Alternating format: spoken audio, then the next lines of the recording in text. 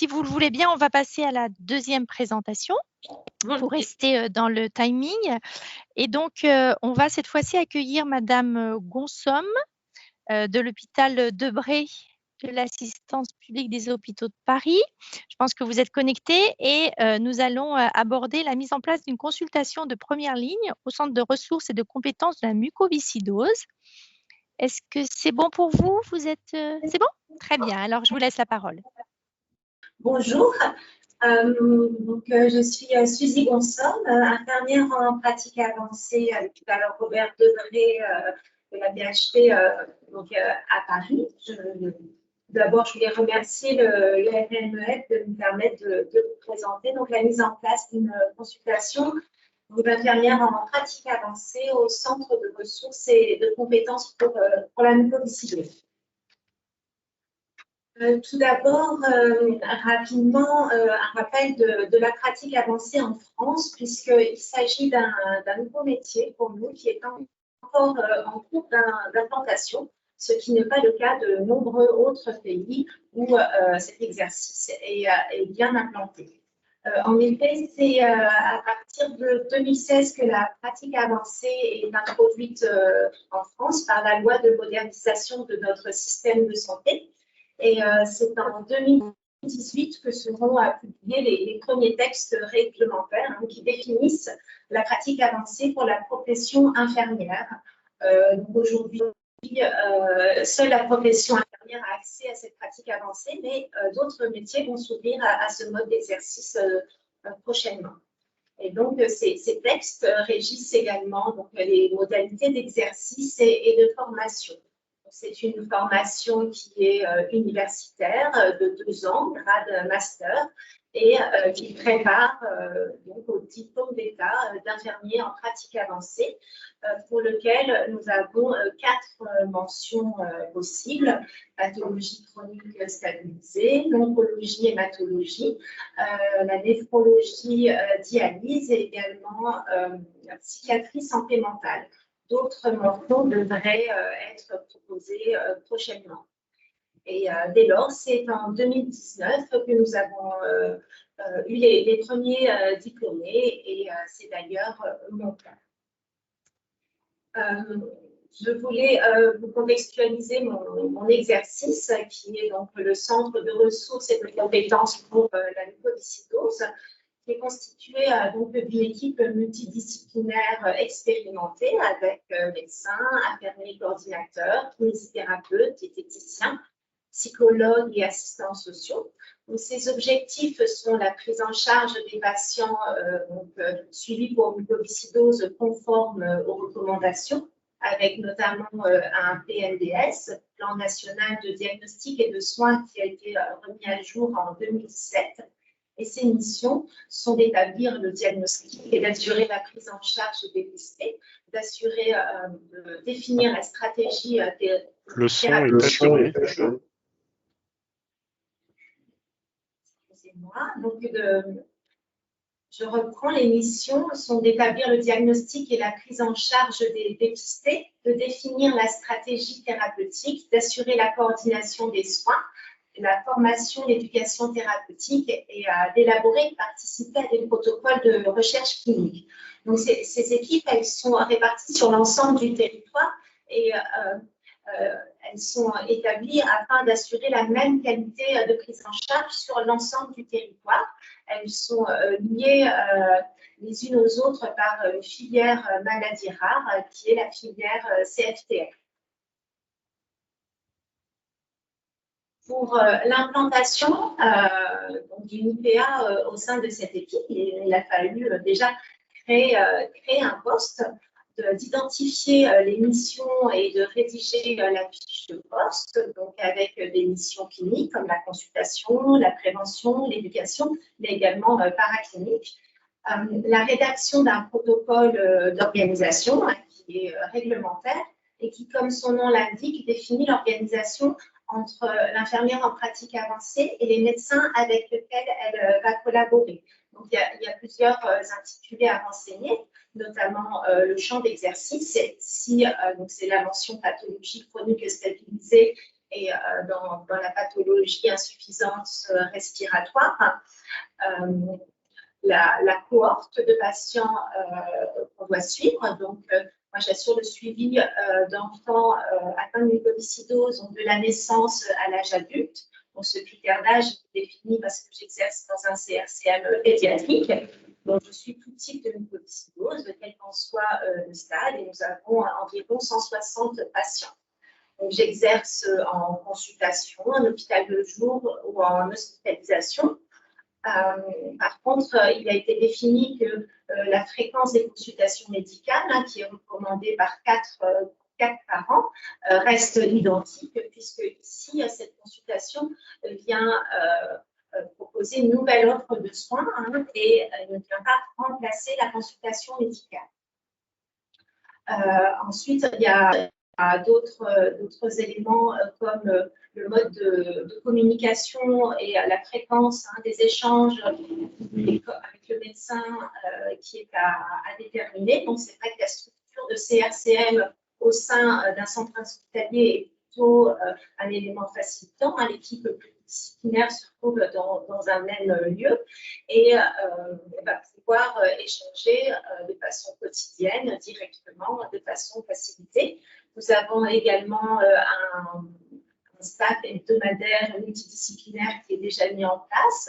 Et puis, nous rédigeons des consultations dans le dossier patient informatisé, qui facilite la lecture et l'accès de tous à n'importe quel moment. Il y a également des éléments à identifier qui pourraient faire que l'infirmière en pratique avancée décide de réorienter le patient vers le médecin, avec notamment des critères d'alerte. Ici, on a la désaturation, une perte de poids, une chute du PEMS avec des critères de chiffres, bien entendu, et puis l'apparition d'autres symptômes tels que l'hémotysie ou des douleurs inexpliquées. Et donc, c'est le médecin qui va orienter le patient et sa famille vers un suivi IPA. Donc, il informe la famille et le patient de ce suivi et puis lui remet un courrier d'information. Donc, les suivis pour lesquels je suis sollicitée sont principalement le suivi initial. En effet, la mucoviscidose est diagnostiquée le plus souvent par dépistage, donc environ à 1 mois de vie. Donc, c'est un type de diagnostic qui peut être intrusif pour les familles, puisque bien souvent, la famille n'a pas identifié de symptômes chez son enfant. Et donc, ce diagnostic va vraiment être un choc et il va falloir s'approprier progressivement la pathologie, la compréhension d'une pathologie qui est complexe et qui est d'atteinte multiviscérale. Et très vite, des traitements préventifs sont mis en place, des traitements précoces, kinésithérapie et un suivi spécialisé dans un suivi hospitalier, donc qui peut paraître complexe et qui vient vraiment bousculer le quotidien d'une famille, qui vient bouger un petit peu les rôles des parents et un suivi rapproché avec une évaluation de l'état clinique est proposée, puisque en effet, les parents vont devoir identifier des signes, des symptômes, mais également des conduites à tenir pour leur enfant tout au long de son suivi. Il y a également un soutien à la parentalité, puisque vous comprenez qu'il peut avoir une perte de certains repères et une modification du soutien social perçu. Je peux également proposer un accompagnement de projets tels que la reprise d'activité professionnelle pour les parents, qui est souvent associée à une recherche de mode de garde pour leur enfant malade. Et donc, il y a un travail de compétences en lien, de confier son enfant, de parler des besoins spécifiques de son enfant et puis aussi de faire confiance, ce qui est nécessaire. On peut reprendre également des projets qui avaient été délaissés ou de côté, tels que des voyages, des vacances, avec la l'identification de soins, l'anticipation de certains soins et puis la recherche d'un réseau de soignants local qui pourrait être une ressource si nécessaire. Un soutien à la scolarité avec la rédaction de PNI notamment, et puis tout un accompagnement sur l'entrée dans la scolarité à l'âge de 3 ans, qui est souvent associé à l'entrée dans la collectivité pour l'enfant. La transition en centre adulte est également travaillée avec les grands adolescents et leurs familles, puisque nous sommes un centre pédiatrique et à l'âge adulte, un suivi devra être organisé dans un autre CRCM qui prend en charge des adultes. Et donc, c'est un travail d'accompagnement sur l'autonomie du jeune et des parents, de faire confiance aussi et d'accompagner leur grand adolescent qui devient un adulte. Et puis, le troisième motif de suivi important est la mise en place d'un nouveau traitement. Alors, nous avons accès à des nouvelles molécules pour la mucoviscidose et ces nouveaux traitements sont souvent associés à des protocoles de recherche clinique avec des suivis qui sont spécifiques et je peux prendre en charge une partie de ce suivi. Et puis, parfois, ce nouveau traitement est associé à une situation clinique particulière qui correspond à un alourdissement des soins, tels que des nébulisations, une nutrition entérale, des perfusions d'antibiotiques. Et là aussi, ça peut venir perturber le quotidien d'une famille, d'un enfant qui est scolarisé, qui a des activités, et donc un accompagnement dans l'intégration vraiment de ce traitement hormonal. Je vous propose de visualiser une courte vidéo qui illustre ce type de consultation pour les perfusions d'antibiotiques.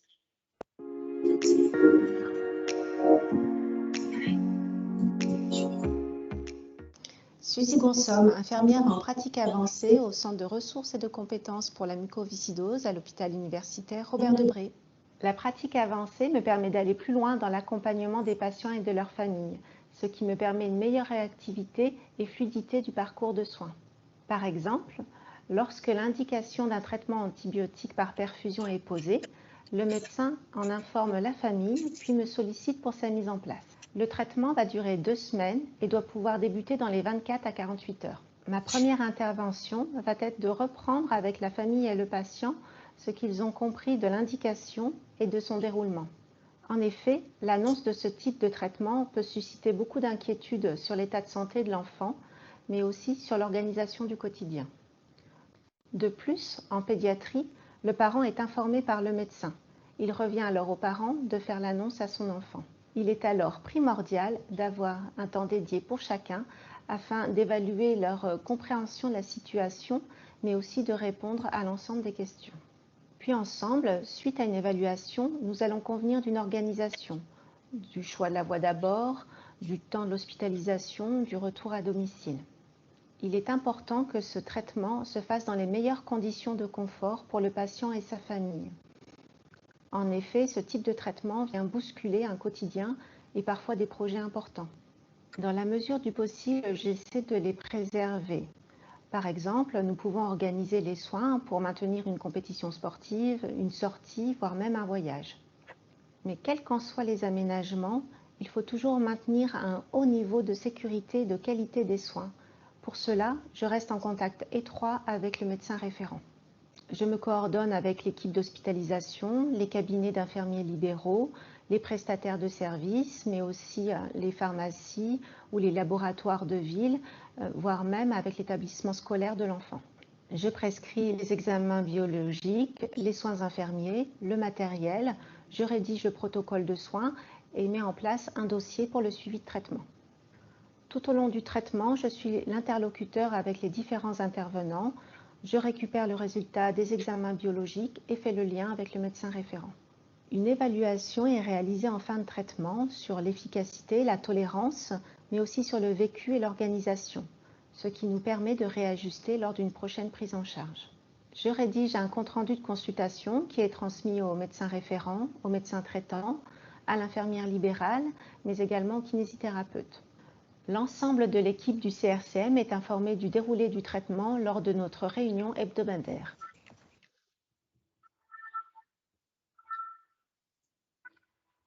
Donc, pour conclure, je voulais dire que la pratique avancée est, pour moi, pour les infirmières en général, une perspective de carrière et de développement de compétences dans son domaine d'expertise. Ici, dans la clinique, c'est également une nouvelle offre de soins qui vient s'adapter au mieux aux besoins du patient et de son entourage. C'est une évolution aussi du travail en interdisciplinarité, une évolution de la collaboration avec les médecins. Je vous remercie pour votre attention et puis je laisse place maintenant au temps d'échange de questions. Merci beaucoup pour cette intervention effectivement très intéressante et qui nous permet d'avoir un retour d'expérience d'une infirmière en pratique avancée sur un secteur spécifique sur le traitement de la mucoviscidose. Est-ce que Jean-Marie, avant que je pose ma première question, il y a des questions de la part des participants?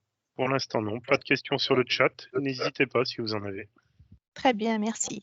Alors, j'aurais une première question en fait. Est-ce que vous pouvez nous dire finalement dans le parcours patient, est-ce que vous avez repéré des étapes où le fait d'être infirmière en pratique avancée a largement amélioré la prise en charge par rapport à ce qui se faisait auparavant et qui était fait par les médecins en consultation?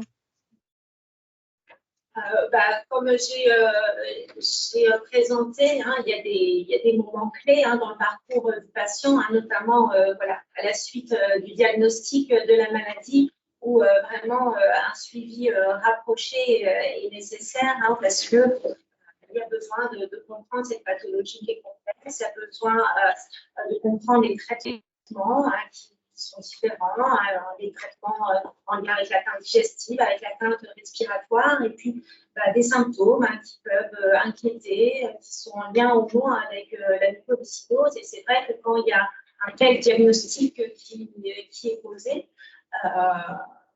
chaque signe chez son bébé peut être source d'inquiétude et il va falloir mobiliser les compétences et joindre quelqu'un de l'équipe et pouvoir mettre en place des consultations rapidement.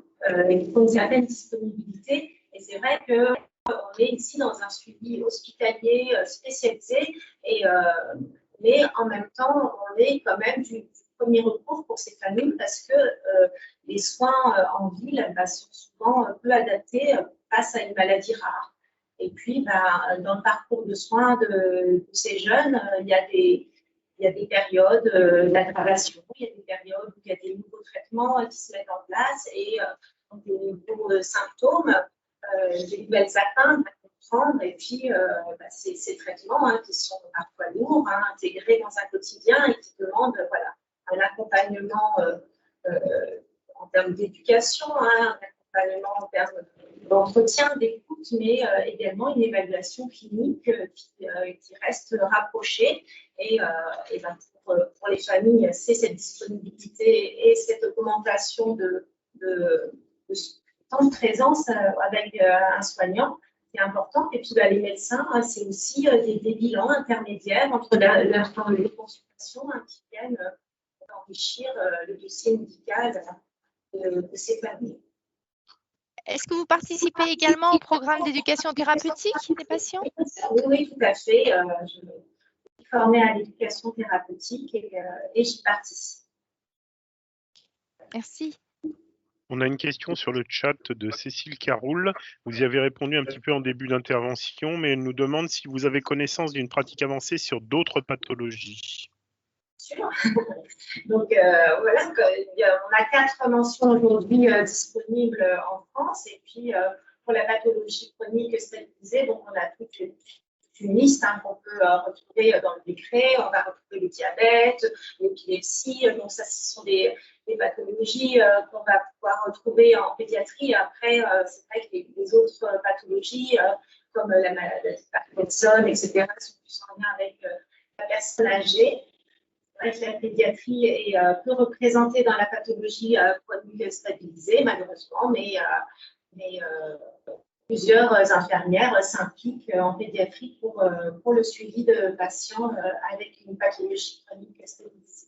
Et puis après, il y a l'oncologie cardiologie, néphrologie, santé mentale. Et, on va les retrouver dans différents domaines d'exercice, aussi bien à l'hôpital qu'en ville.